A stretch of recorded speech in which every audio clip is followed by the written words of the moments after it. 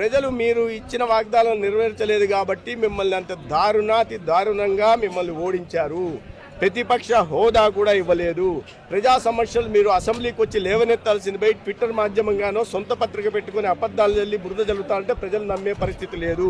ప్రజలకు తెలుసు ఇచ్చిన హామీని నెరవేరుస్తున్నారు. మొదటి నెలలోనే పెన్షన్ పథకం ఏరిస్తామన్నామో దాన్ని 3 నుంచి 4 వేలకు పెంచాము. 3,000 నుంచి 6,000 దివ్యాంగులకు పెంచాము. మంచానికి పరిమితమైన వాళ్ళని 15,000కు పెంచాము. 33,000 కోట్లు సాలీన ఇవాళ పెన్షన్లని 65 లక్షల మందికి అందించే ప్రయత్నం చేస్తున్నాం. ప్రతి అర్హత కలిగిన ప్రతి మహిళకి ఉచితంగా 3 సిలిండర్లు అందించే ప్రయత్నం చేస్తున్నాం.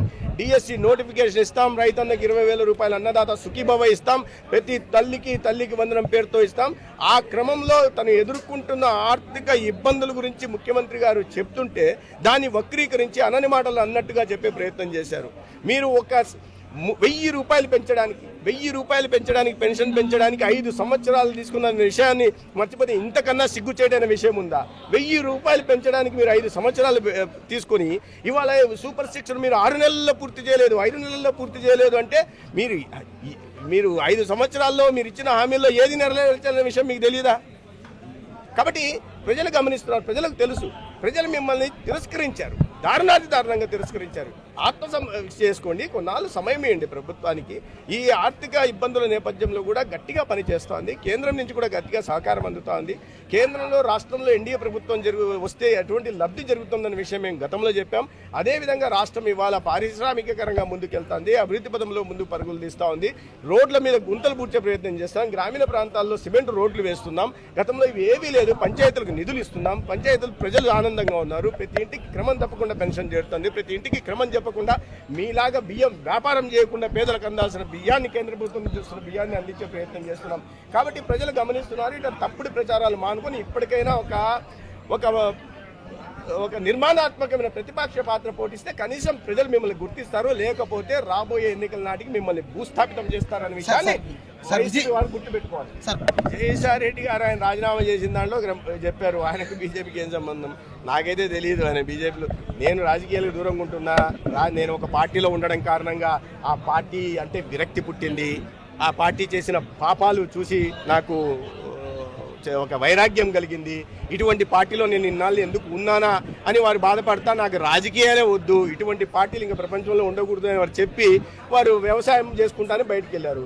కాబట్టి ఇంకో పార్టీలో చేరతారా లేదా అనే విషయం అయితే నాకు తెలియదు. ఆయన వ్యవసాయం చేస్తాను, ఆ పార్టీ అంత రోత పార్టీ ఉంది కాబట్టి ఆ పార్టీ కారణంగా నాకు వైరాగ్యం వచ్చిందని ఆయన వైరాగ్యం కారణంగా వ్యవసాయం చేస్తా అన్నారు. కానీ ఇతర పార్టీలో చేరుతానని ఆయన చెప్పినట్టు నాకు తెలియదు. చర్యల విచారణ ఇప్పుడు పెద్దిరెడ్డి గారు ఆక్రమించింది ఎక్కడ? మేము మొదటి నుంచి కూడా చెప్తున్నాం.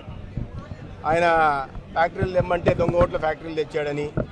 సో ఆక్రమణలకు ఒకవేళ మీరు ఒక కేస్ స్టడీ పెద్దిరెడ్డి గారి కుటుంబం చేసిన పాపాలు అనేక యూనివర్సిటీలు, ప్రతిష్టాత్మక యూనివర్సిటీలు కేస్ స్టడీగా చేయాలి.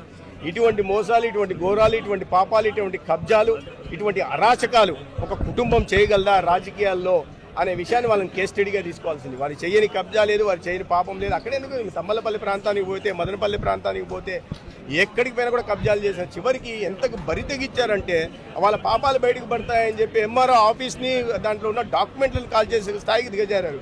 విచారణ జరుగుతుంది. ఖచ్చితంగా దోషులు తప్పించుకునే ప్రసక్తి లేదు. గతంలో మదనపల్లి ఫైల్స్ విషయంలో బయట అదే అటవీ భూములు కూడా అటవీ శాఖ మంత్రిగా అంటే మీకు వాళ్ళకి ఏమనుకున్నారంటే పలానా శాఖ ఇస్తే ఆ శాఖకు సంబంధించినవన్నీ నా ఆస్తులే. మైనింగ్ ఇచ్చారు, ఈ రాష్ట్రంలో ఉన్న మైనింగ్లన్నీ నావే. అటవీ శాఖ ఇచ్చారు కాబట్టి అటవీ శాఖకి సంబంధించిన లక్షల కోట్ల భూములు నావే. ఇటువంటి భావనలో ఉన్నారు. బహుశా వారికి తెలియదేమో. దాంట్లో ఈ చట్టానికి ఎవరు అతిథులు కాదు. పెద్దిరెడ్డి రామచంద్రారెడ్డి గారు కాదు, మిథున్ రెడ్డి గారు కాదు. ఎవరైనా సరే, ఏ స్థాయి వ్యక్తులైనా సరే ఆ తప్పు విచారణ జరుగుతుంది. విచారణ తర్వాత కటకలరాలు లెక్క పెట్టాల్సిందే. వాళ్ళ నాయకుడు జగన్మోహన్ రెడ్డి గారే పెట్టారు. వీళ్ళు మాత్రం అతిథులు కాదు, వీళ్ళు కూడా పెట్టాల్సి వస్తుంది.